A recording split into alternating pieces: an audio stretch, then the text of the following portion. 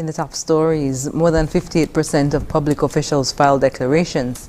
Cybercrime and cybersecurity sensitization sessions held in St. Kitts and Nevis, and Federation signs Kingston Declaration. The details on these stories and more after the break.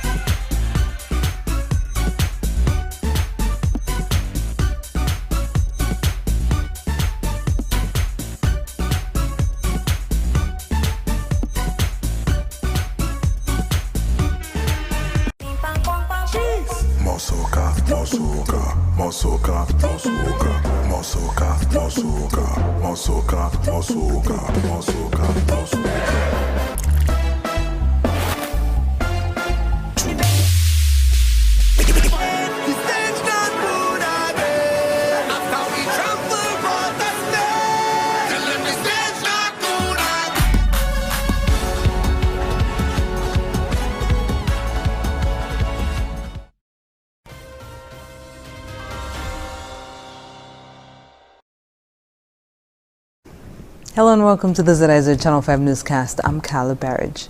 More than 58% of public officials in St. Kitts and Nevis who are required to declare their assets have done so with the Integrity Commission. That's according to Director of Public Prosecutions Adley Smith.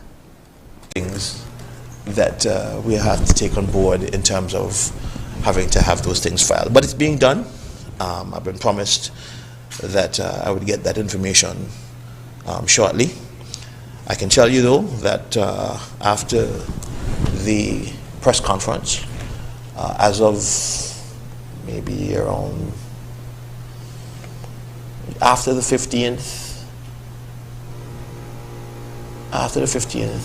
compliance went up from 14% to about 58%. And after my meeting this week, I can say that compliance has gone up even further. I don't know how much, but I've told people have been coming in to fill their declarations. The DPP said there are some public officials who expressed concern about confidentiality when filing their declarations.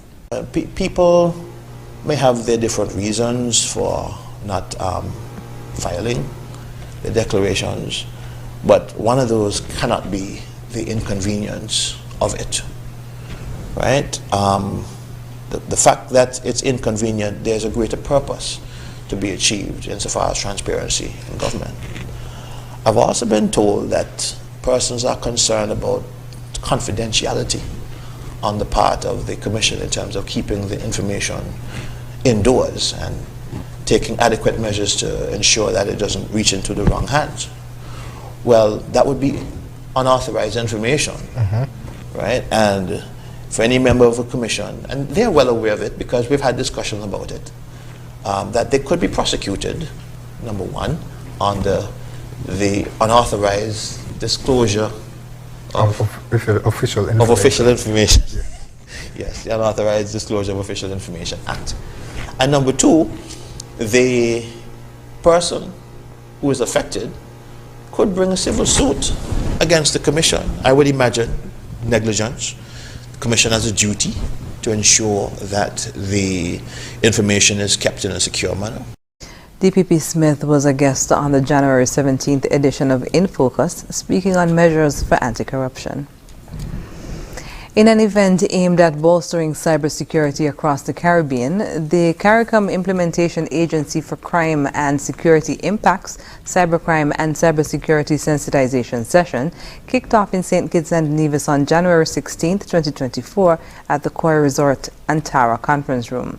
The sessions, which concluded on January 17th, were dedicated to raising awareness among senior government officials about the vulnerabilities of public networks and the pressing need to develop robust strategies against the growing threat of cybercrime.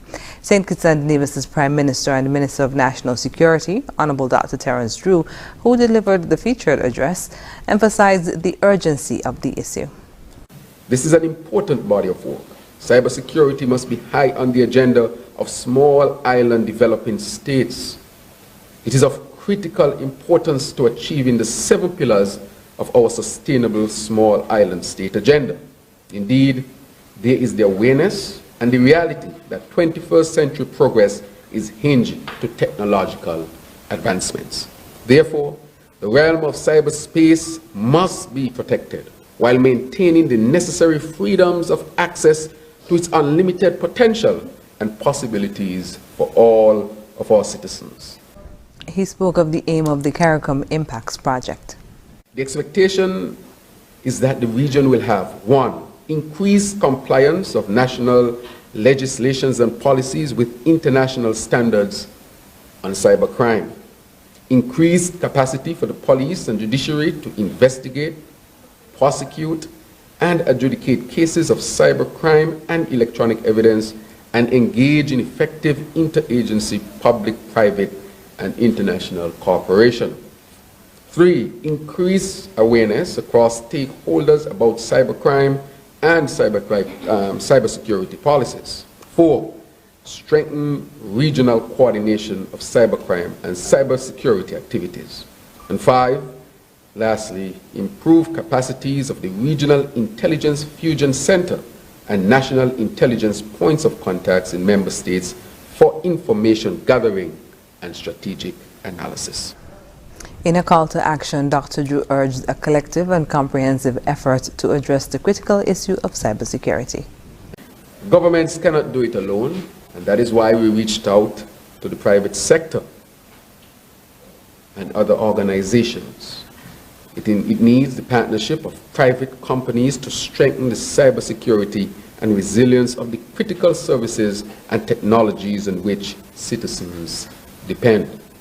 Therefore, we must have a collective responsibility to respond and protect our critical infrastructure. We must build awareness, capacity, resilience, and to use the word of Dr. Rollins, we must become sensitized. We can achieve these noble goals through cooperation. And CARICOM Impacts is providing the necessary leadership for addressing cybersecurity issues. And that is why we are indeed proud to have with us today Mr. Harris and his team from Impacts. Dr. Drew used the occasion to thank CARICOM Impacts and the 11th European Development Fund for their invaluable support and organization of the crucial program. St. Kitts and Nevis' Minister of Sport, Honorable Samuel Duggins, joined other regional ministers of sport and top-level officials from the World Anti-Doping Agency, WADA, at the third forum with ministers responsible for sport in the Caribbean for a two-day symposium from January 16th to 17th in Jamaica. The convention focused on further harmonizing the region's approach to clean sport. The session ended with the Ministers of Sport, WADA officials, and the representative from the Caribbean signing the Kingston Declaration, an affirmation of Caribbean sport ministers' advocacy and support for clean sport. Minister Duggins lobbied colleagues and the roundtable discussions to consider the restructuring of the current uniformed stipulation for countries by WADA to a tier system to reflect interventions that are more suited to St. Kitts and Nevis and other small island states. The sport minister highlighted St. Kitts and Nevis's current level of compliance, 73% with the UNESCO Convention Against Doping in Sport, compared to non-compliance just over 2 years ago, and noted that such is indicative of his government's commitment to clean sport.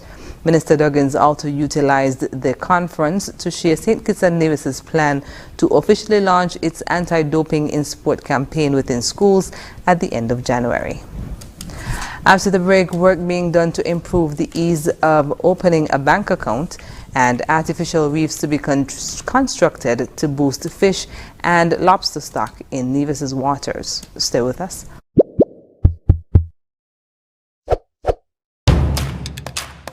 We've been working to bring you our most reliable internet ever.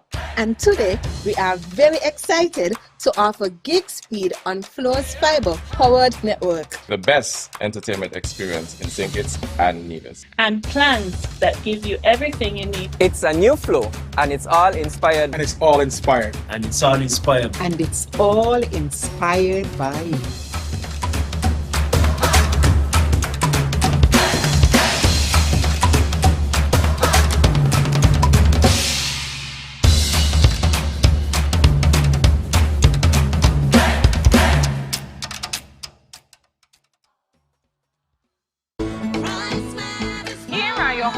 Value Mart IGA special. Running January 11 to January 24. Now our Value Club Blue Tag specials. Lay's chips, $8.99. Essential Everyday Single Slice Cheeses, $8.99. Minute Maid Punches, $8.99. Essential Everyday Hash Brown Patties and Fries, $13.99. Kraft Mayonnaise, $21.99. IGA and Essential Everyday Salad Dressings, $10.99. And now our very low weekly value deals. Ocean Spray Cranberry Drink, $11.99. Peter Pan Peanut Butter, $12.89. Barilla Lasagna, $8.99. And Spaghetti Sauce, $6.99. White Rain Shampoo and Conditioner, $4.99. Soft Soap Liquid Hand Soap, $4.99. Shamsman, Shavalyaman, tell them in Spanish. Sea listo y haga sus compras aquí en Value Mart.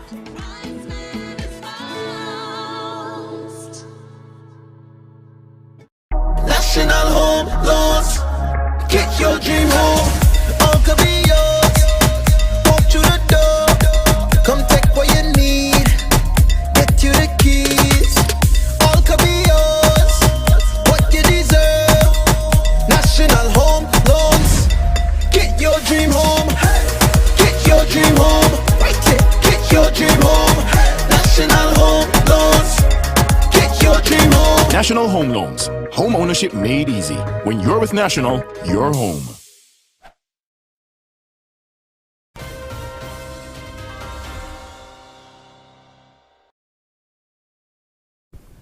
Welcome back.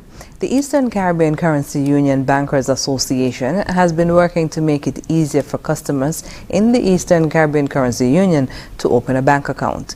In the most recent episode of ECCB Connects, Chair of the ECCU Bankers Association Working Group, Norland Gabriel, spoke to the steps that are being taken for ease of access in that regard. As it stands, to open an account, customers must present 2 forms of identification: proof of address, proof of employment, and proof of income. She spoke specifically to the exceptions to be made for persons who want to open an account but do not meet the requirements. While everyone may not have proof of address, we know that everyone has to provide proof of who they are, so identification documents. And some of our identification documents across the region contains an address. Some of that is used for electoral purposes.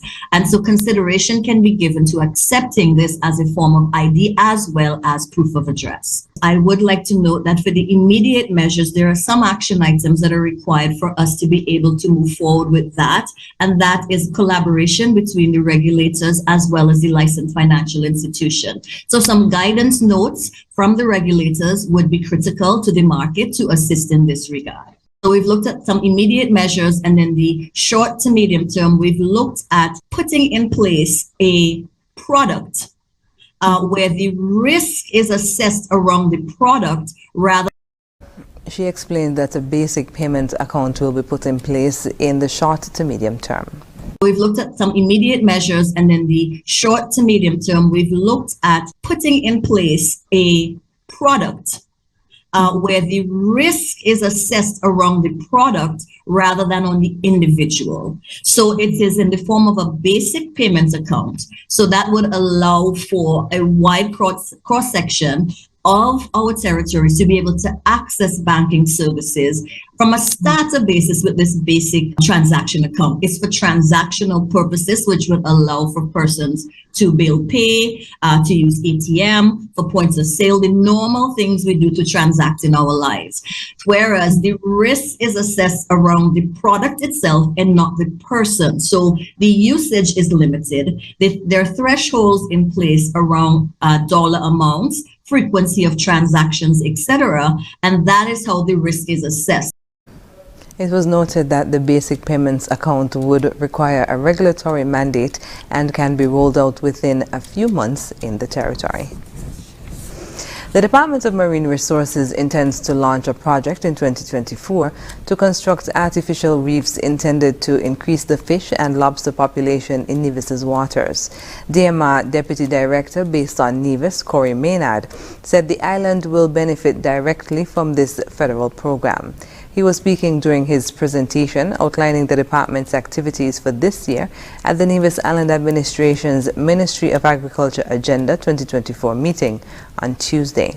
Maynard stated that the Marine Management Unit plans to install some artificial reefs that will be made from conch shells. He said that this initiative will be in partnership with scuba divers and conch divers, where when they take the conch from the shells and they bring the shells to the shore. Maynard also mentioned that cages will be made and the conch shells will be placed in the cages, which will then act as nurseries for juvenile fish, lobsters, and other reef species. The police are currently investigating a shooting incident that occurred on Monday in St. Paul's, St. Kitts. Presently, investigations suggest that the incident left a 15-year-old male with a gunshot wound to the lower midsection. He was taken to the Paxton Hospital in Sandy Point by a private vehicle and thereafter transported to the Joseph and France General Hospital via ambulance for emergency surgery. He has since been warded at the intensive care unit in critical condition. Currently, there is one individual in custody assisting with the investigation. Additional updates will be issued when available. Coming up in regional news, St. Lucia makes strong appeal for Taiwan's participation in the WHO. The details when we come back. Here are your Horsford's Value Mart IGA special. Running January 11 to January 24. Now our Value Club Blue Tax specials. Lace chips,